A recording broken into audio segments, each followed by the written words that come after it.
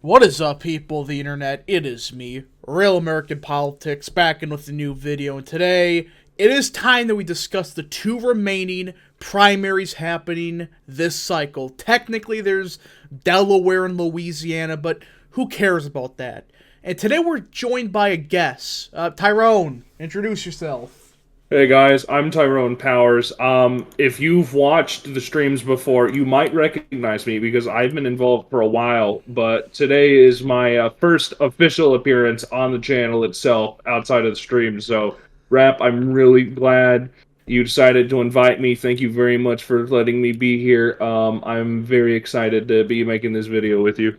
Yeah, so this is the first time he's actually on video outside of streams.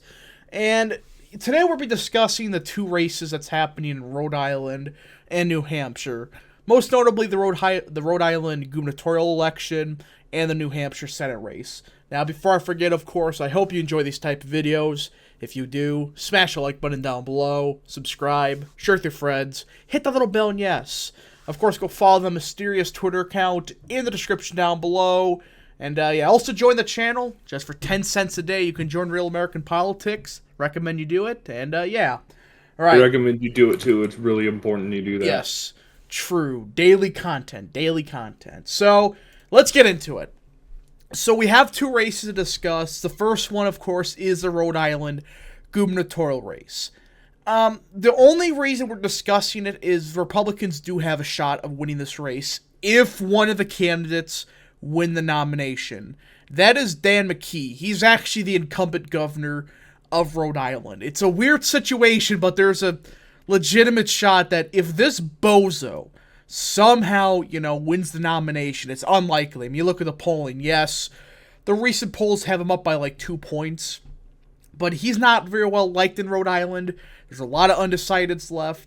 If he somehow wins the primary, Ashley Kalus, the Republican nominee, she's going to be the nominee. Yes, there's technically a second candidate, but she's endorsed by the Rhode Island GOP.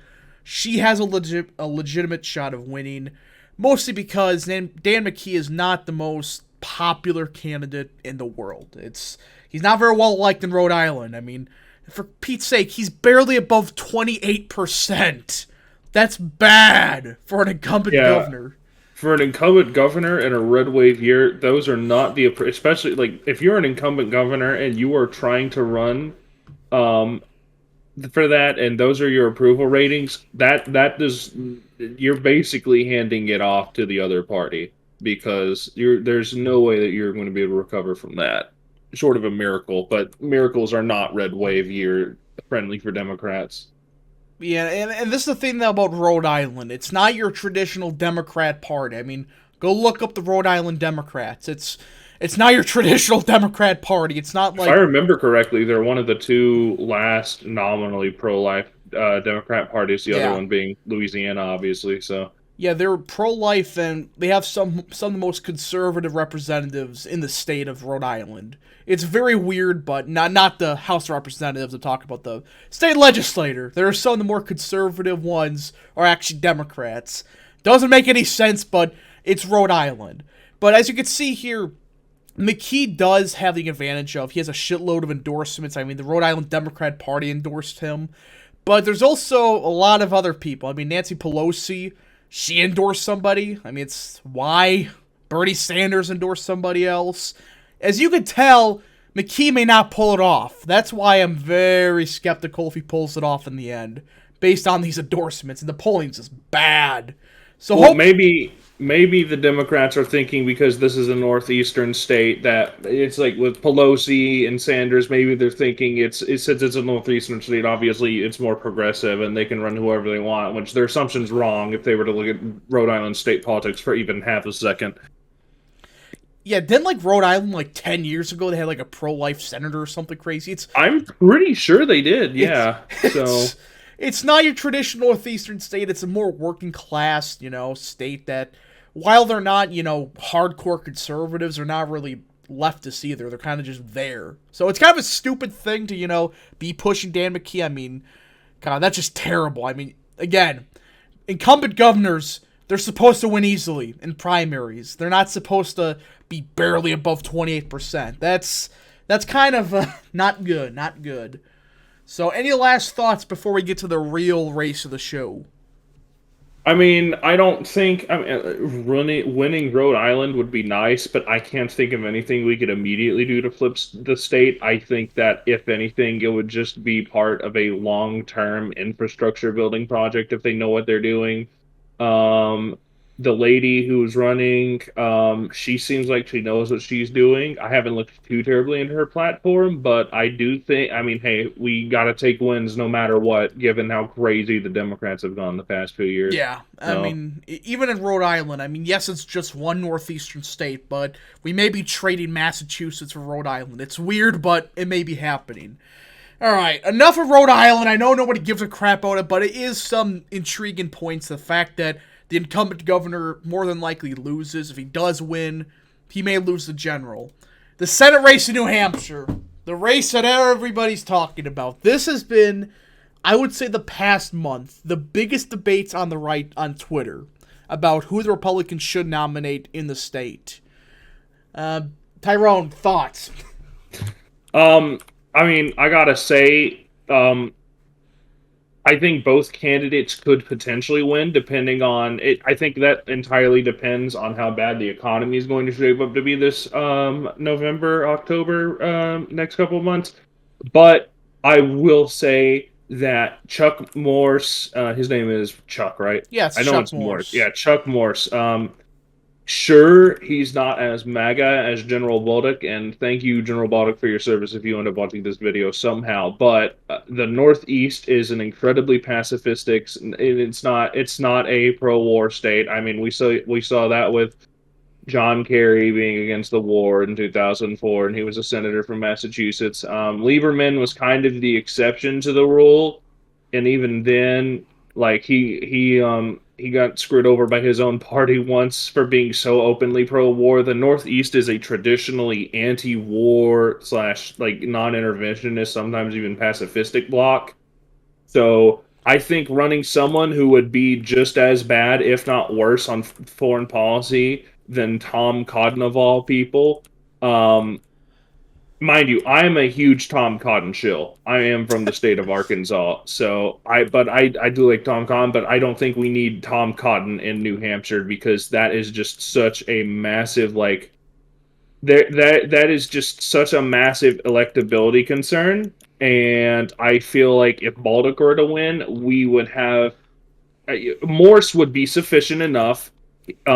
Some people do justifiably um, some people do justifiably see his endorsements page and go, that's kind of sketchy. But at the same time, we shouldn't be running the most hardline candidates in these states that are more shallow slash purple states we need to be winning in order to solidify our lead because especially even after today, I'm not going to say Oz is going to lose or something, but after today, after we saw today with Oz coming out as like forgave marriage, we still very clearly see swing state Republicans still continuing to mess up on things that matter the most that can help them win elections. So I do think running is generally conservative enough, generally safe enough candidates in these swing states in order to get the Senate lead. Sure, they might not side with President Trump the entire time, but that's just how politics is. Obviously, we support our president Donald Trump very hardcore on this channel, but we So shouldn't be willing to throw away every opportunity we can get every opportunity we can get, especially really good ones with like New Hampshire, which has been Democrat for the most part for like 20 years. I can't even remember the last time they voted red. It was Bush Bush, 2000, Bush, methinks. Yeah, Bush so it's like we 2000. haven't won it in 20 years.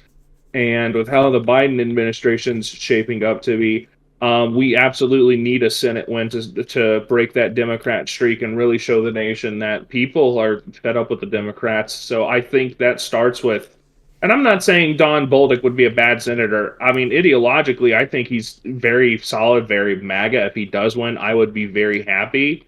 But I gotta say, I think Chuck Morse, he's conservative enough. He's conservative enough. He has a really good tenure as a state senator in New Hampshire. If you look at it, sure, he's got some new news endorsement and a few others, but the endorsement of a few people is not, in my mind, enough to deter me from supporting someone who would very easily, not very easily, but yeah, have a more likely than not chance to go and win a Senate race, especially when we need that because we're already seeing the establishment Republicans try and screw over Blake Masters in Arizona. Just today, Heritage Foundation's PACs out there said they were throwing $5 million explicitly because Peter Thiel and Mitch McConnell couldn't find out who was going to pay out of pocket to send money over to Arizona for Blake. So yeah, I do absolutely think we need to be running safer candidates in states that we might not be able to win simply to make up for the loss in the event that the establishment GOP is going to try and undermine us. If you want to say anything, I've already Yes. talked for a little bit. You can say it now. Yeah, so here's the thing, though, about New Hampshire. The issue with Bob Bolduc is how I say Bolduc. it. Yeah, it's whatever. Point is, the issue I have with him is not necessarily his policy, it's his foreign affairs and his record. That's my problem with him. On most issues, I agree with him on. Like, on how China should not be, buying off American land. But here's my issue. You can't be saying you want to put boots on the ground in Ukraine, right? In New Hampshire. You just can't. And again, he's claiming that he's, not an interventionist guy. Well, how do you go from putting boots on the ground to, I'm actually an anti-interventionist candidate? That's my question with him. And his military record, I don't think, would work well in New Hampshire again. New Hampshire is one of those states that it's not necessarily the most pro-war state. And Chuck Norris, while he has some questionable issues, I think he's still good enough on the issues. I mean, he was a decent enough Senate president where we could get a significant upgrade in New Hampshire over Hassan, who is just terrible. It's just absolutely awful. One of the worst senators. I mean, seriously, she votes with Biden like what, 100% of the time? Pretty much. I mean, the thing with Hassan, I say Hassan. That's how I I say assumed her name Hassan. was. Yeah, it's Hassan. Thank you. The thing is, like anything is going to be an upgrade over a Democrat. I keep trying to stress this to people. Like, yes, there's absolutely a rhino issue, and we should be primarying rhinos at any turn. And in some select cases, I do think it's okay to forfeit an election to Democrats if the candidate is that bad. Um, like if we get what's his name? Nick Belgic, is that his name? Belgic is just he's not good, and I'd be fine temporarily losing a 2-year tenure in Alaska if that means we can set up Palin later, just because he's already proven we can't trust him in any Yeah, I capacity. mean, his Um family is all shilling for the Democrat. It's like, yeah, yeah, those sort no, of stuff. But this is a yeah, race like where, that. This is a race where we need to win it, and this is not. See, primarying rhinos and leaving those seats open to Democrats should be exceptions to the norm and not the norm itself, because that should only be used to remove people that should not that should absolutely not be tolerated in any meaningful capacity whatsoever. So people saying that if Morse wins, we should give it to the Dems, or if Baltic wins, we should give it to the Dems. Like, you're both wrong. That's not how politics works. You need a Senate majority no matter what, because President Trump, when he comes back into office, or like, it's entirely possible DeSantis runs in the event Trump's prevented from running, or, he dies or something. Like, no matter who's going to be the Republican presidential nominee, um, they're obviously going to need as much support as possible, and presidents are historically really good at getting people to vote in line with him. There are a lot of never Trump Republicans in the Senate and the House that ended up voting with him a lot. So, a lot, yeah, sure. Right now, it does come down to ideology, but when Trump takes office, the majority of Republicans are going to vote with him, even if they personally disagree with a lot of his views and a lot of his opinions, because they're not about to go and betray their voter base, especially these rhino types. The only people who do it are people who know that they are screwed, such as Kinzinger and Cheney. yeah, I Like, mean, those are the two types of Republicans that knew they screwed the pooch and they were done, which is why we went all out against them. But um, guys like Morris, no, you don't have an excuse to like guys like Morris. You don't have an excuse. Like, The only reason I could think of that you'd ever support Bolduc over Morse is he's got the Trump endorsement, which he doesn't.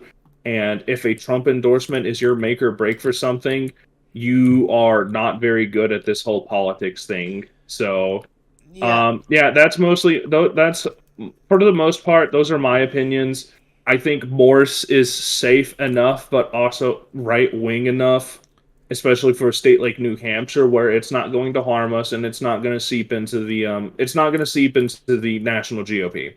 Yeah, I So mean, with Morse, again, also Baldick would not be a bad senator if he wins. Holy cow, that would be amazing. We'd at least for the next 6 years, maybe more. It depends.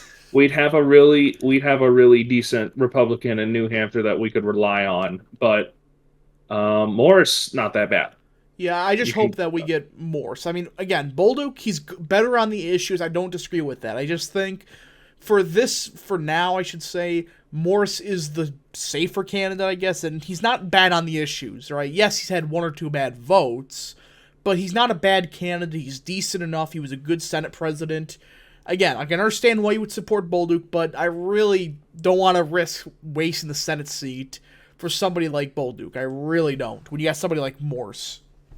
yeah, But wasting Senate seats should only be done in extreme circumstances where the candidate is just so bad that you can't afford their ideas seeping into the national party whatsoever. Like, for example, primarying Romney 24, um, primarying Cornyn in 26 if he runs. if he runs. But yeah, I think that's about it for New Hampshire. Again, folks, if you live in New Hampshire, Rhode Island, get out the vote. Vote for who you think's the best candidate. But personally, we expect Morse to lose, but he is the better candidate. The one thing that may save him is the endorsements. That's the one thing he has going for him is Chris Sununu, the NRA, and a couple other people endorsing Morse. That may be the only thing that saves Morse at the end of the day if he does win somehow. All right. Yeah. I think that's it. Thank you so much for watching. If you did enjoy this video, smash the like button down below, subscribe, share it with your friends, hit the little bell, and yes, of course, go follow the mysterious Twitter account in the description down below. And yeah, thank you so much for watching. We'll see you guys. Thank you for having me on too, Rad. Yeah, no problem. We'll see you guys in the next video. Godspeed to all of you.